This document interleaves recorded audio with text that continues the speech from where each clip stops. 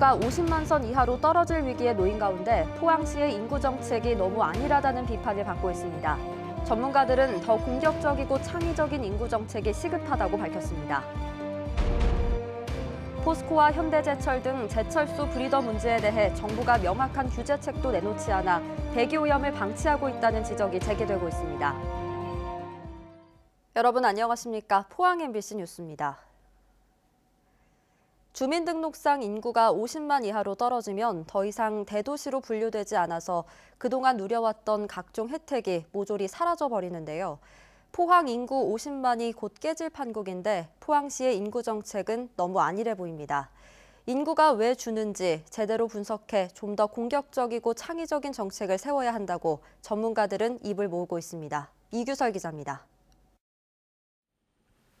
포항시가 대외적으로 내세우는 공식 인구는 지난 10월 말 기준으로 50만 9,390명, 여기서 외국인 5,934명을 제외하면 행안부 정책 집행의 기준이 되는 포항의 주민등록상 인구는 50만 3,456명이 됩니다. 포항 인구 50만 붕괴가 시시각각 다가오고 있는 겁니다.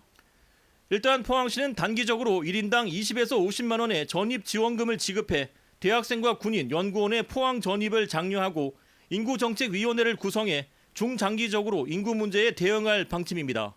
하지만 전문가들은 지금은 더 공격적인 인구정책이 필요하다고 말합니다. 실제로 포항에 살면서 전입신고를 하지 않고 있는 대학생과 근로자가 수천 명에 이르는데 이들이 주소를 옮기지 않는 주된 이유는 수도권이나 대구, 울산 등의 주택 청약 통장을 계속 유지하려는 성향 때문입니다. 따라서 이런 생각을 바꿔줄 수 있는 맞춤형 논리 개발과 체계적인 홍보 전략 마련이 필요합니다.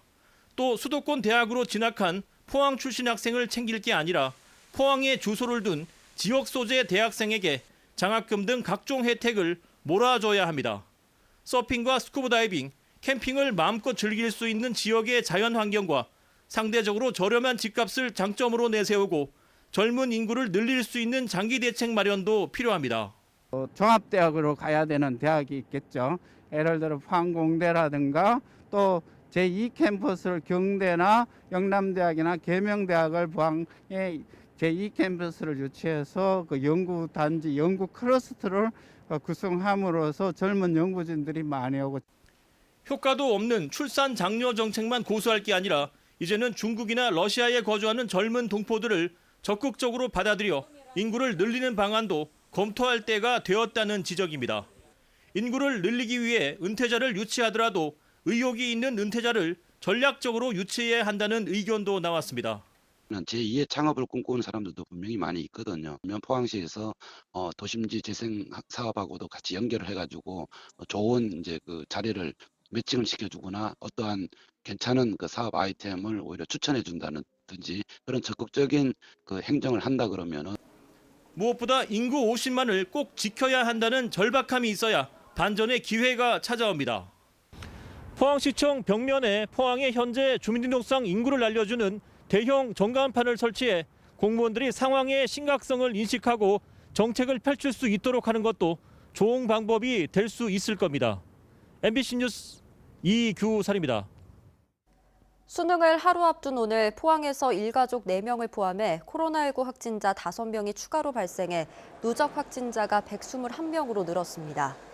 117번 확진자는 포항에 주소를 둔 해외 입국자로 지난달 30일 입국 후 진단검사에서 양성 판정을 받았습니다.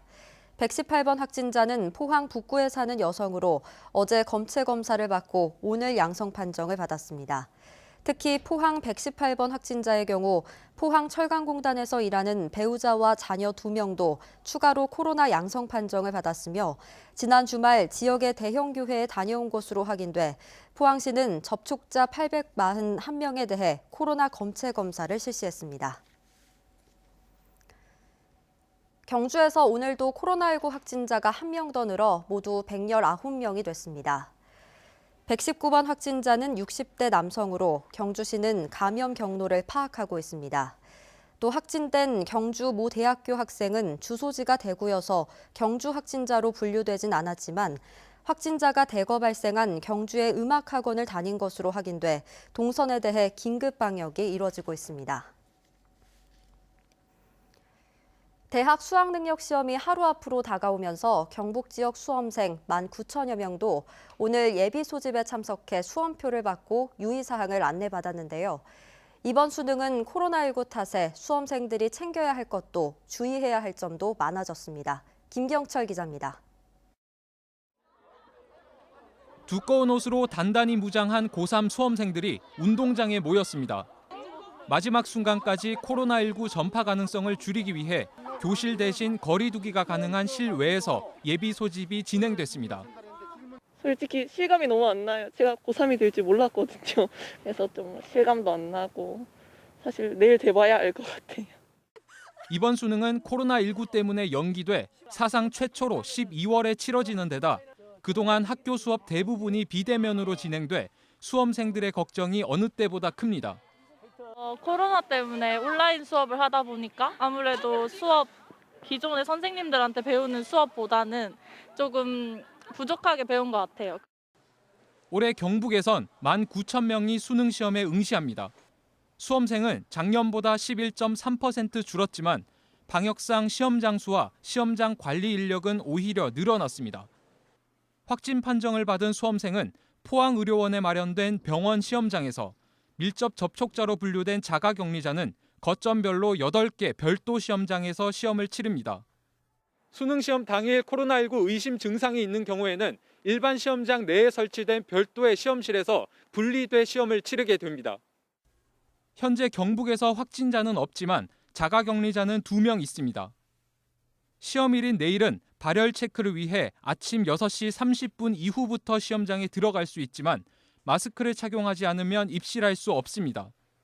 전체 수험생들의 안전을 위해서 아침에 올 때 꼭 마스크를 착용해 주시고 시험장 내에서는 신원 확인과 점심시간 외에도 항상 착용하고 있어야 됩니다.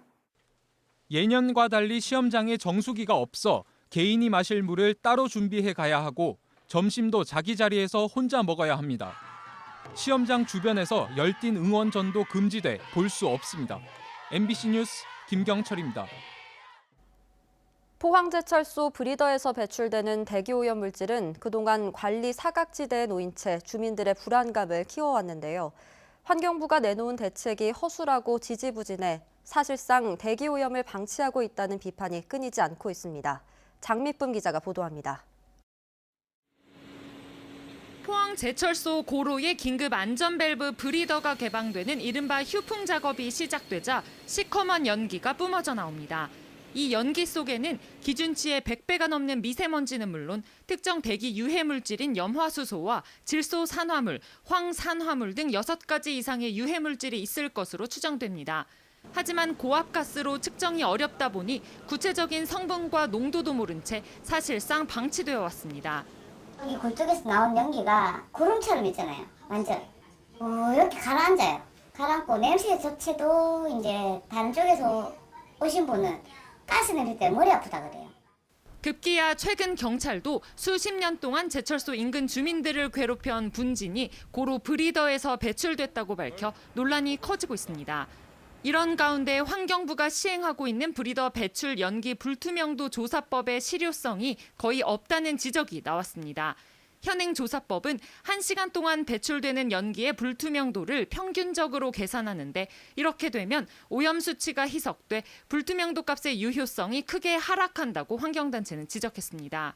휴풍은 사실 얼마든지 얼마나 오랫동안 어떻게 내뿜는가에 따라 변수가 많습니다. 몇 초에서 수십 분 이렇게 간간히 나오는 탁도가 워낙 차이가 많기 때문에 게다가 자그마치 100년 전에 만들어진 이 조사법은 변수가 많은 데다 잘 쓰이지도 않아 구색 맞추기용일 뿐 엄밀한 오염도 측정이 불가능하다는 비판을 받고 있습니다.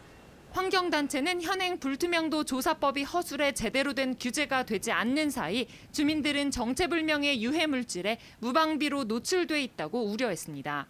사업자를 계속 이렇게 편들고 기업을 이렇게 편익을 봐주다 보면은 이런 대책들이 이제 늦어지게 되고 그 피해는 이제 시민들이 이제 고스란히 받기 때문에 이런 제도 이행을 빨리 서둘러야 된다라는 그런 것입니다.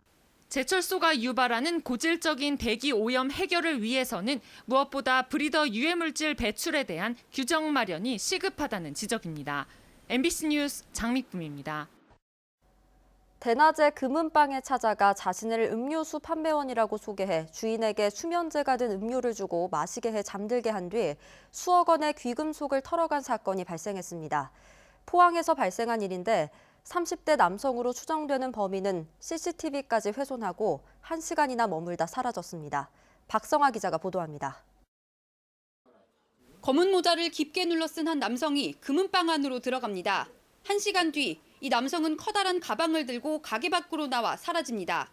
30대로 추정되는 이 남성이 금은방을 찾아간 건 어제 오후 2시 40분쯤 팔찌를 사겠다고 하더니 자신을 음료수 판매원이라고 소개하며 주인에게 샘플용 음료수 한 병을 건넸습니다.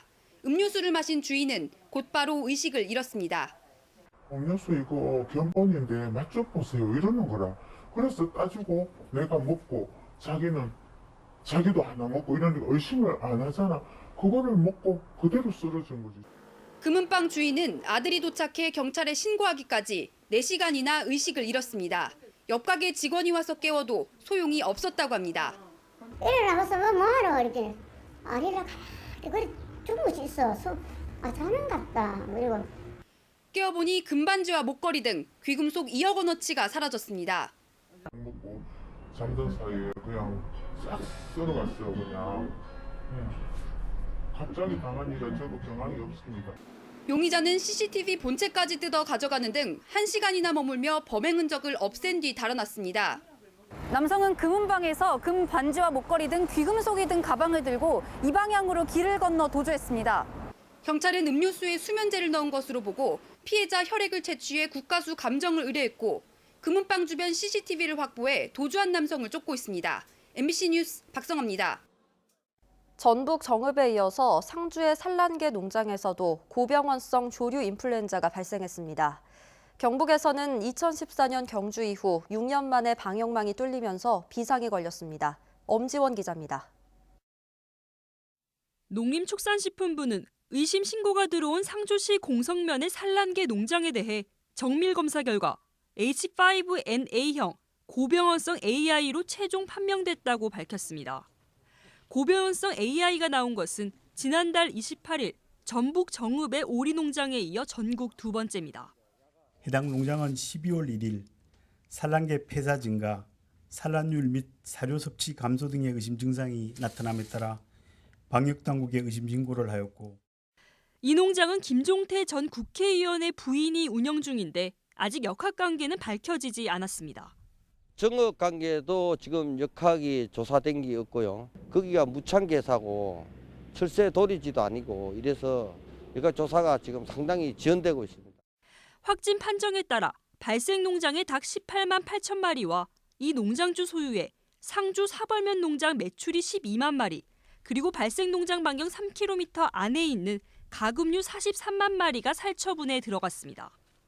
이 농가 3km 반경 안에는 이미 도축 사육해 공실인 농가 4곳을 제외하고 3개 농가에서 25만 1,000마리의 닭을 사육하고 있습니다. 상주시의 모든 가금류 사육 농장과 종사자는 일주일간 이동과 출입이 통제됩니다.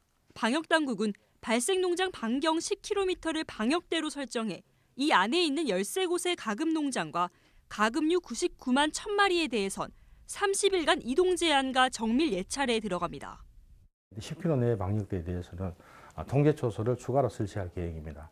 특히 개별 농가에서는 자가 방역을 철저히 해주시고. 방역당국은 앞서 어제 오후 9시부터 가금 농장과 축산시설, 축산 차량에 대해 일시 이동 중지 명령을 발령했습니다. 경북과 충북, 충남과 세종 지역은 48시간, 강원 지역은 24시간 동안 이동이 금지됩니다.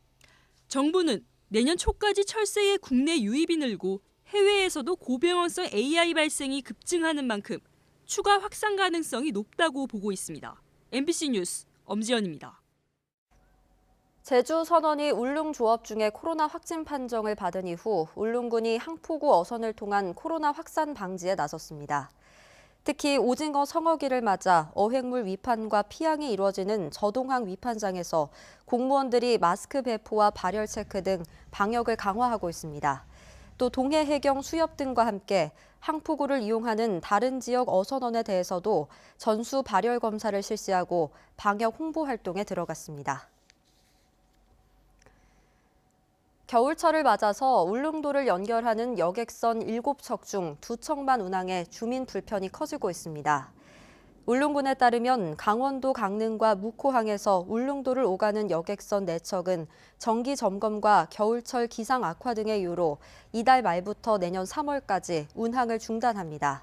또 포항에서 울릉도를 오가는 여객선 3척 중 2척만 운항하고 있는데 운항 시간이 길고 높은 파도에 결항이 많아 울릉 주민들의 불편이 이어지고 있습니다.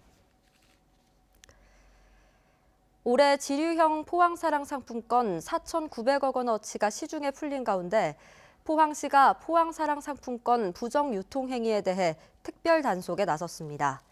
시는 모니터링반과 현장조사반, 전산 추적반을 꾸려 상품권 불법 환전 등 부정 유통 행위에 대해 사례별로 적극 대응할 예정이라고 밝혔습니다.